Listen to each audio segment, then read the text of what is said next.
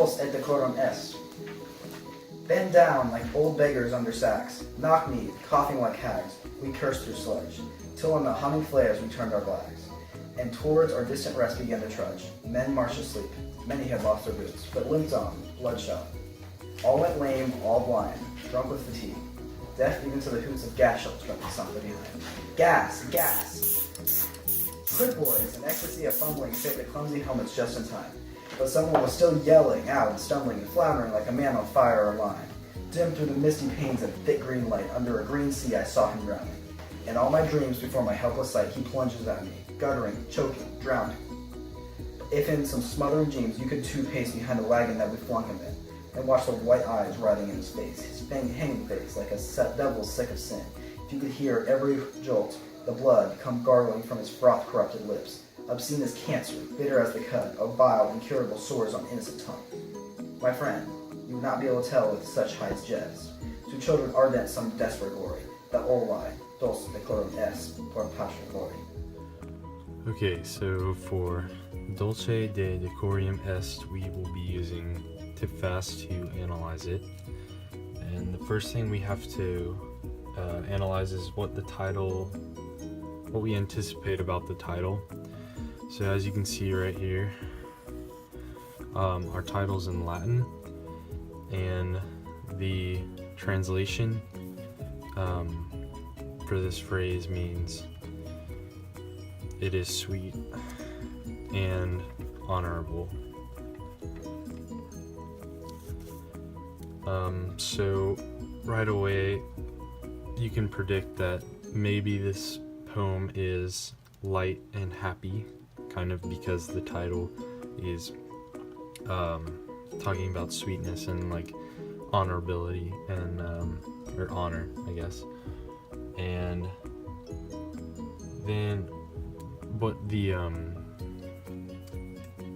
poem is really about how these soldiers are all dying horrible deaths in the war, assuming it's World War I or World War II, and there's of course gas bombs and people just really suffering from what the effects of this war bring. And then near the end of the poem, the speaker talks about how you wouldn't want to ever face the death and dying of a war like this or anything like that. And then next we look for figurative devices. So right away you can see like old beggars under sacks, which is a simile. He's comparing, or she is comparing the soldiers kind of like beggars almost in a way because of the way that they're positioned. And then in the next line we have coughing like hags. So obviously they're not doing too well if they're coughing, similar to what a hag would sound like. And in line 5 we have a hyperbole, men march to sleep. Obviously you can't march while you're asleep, and so this just kind of implies that the soldiers are marching but they're barely holding on and they're just really out of any energy or anything to keep them going. Line 7 we see a metaphor, drunk with fatigue,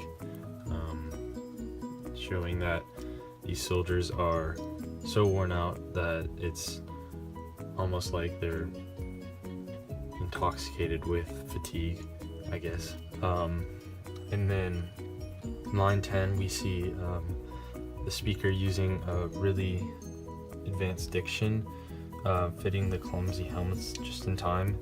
Rather than saying putting on the helmets, she says fitting the clumsy helmets. And then in line 14, we see a hyperbole. I saw him drowning.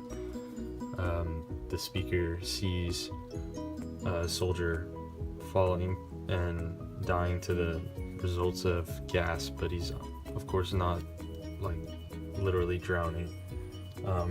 Line 19, we see some more better that was horrible. Some better diction as well. And watch the white eyes writhing in his face. Line 20, we see simile. His hanging face like a devil sick of sin, comparing the devil's sick of sin. And then 23, we find another simile, obscene as cancer, referring to the blood coming out of the soldier's lungs. And then next we see that we have attitude, which is also the speaker's tone, and the speaker chooses to use a dark and somewhat gloomy tone, but he's talking about war, so of course it makes sense to use such an attitude towards this poem, and to really get the message across about how horrible such a thing is.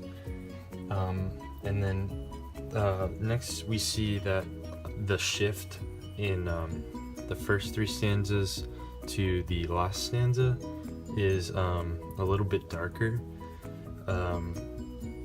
because the speaker uses words like we flung him, writhing, obviously devil, blood, and like cancer, and basically he's using all these keywords to indicate that the nature of the tone has really gone a lot darker than before. And then now we look at the title again, and we see that well, first we read this last two lines. The old lie, Dulce et Decorum est pro patria mori. The definition of pro patria mori actually means to die for one's country. And so the perception of the title has shifted, because now we understand that the title is only the first part of the full phrase. It is sweet and honorable to die for one's country, and the title is a lot opposite of what I originally perceived it as. And the theme of what the speaker is saying is that that modern war tactics take the lives of soldiers in horrible ways, showing that there's no honor in dying anymore. Through these ways of death, and that basically wraps it up.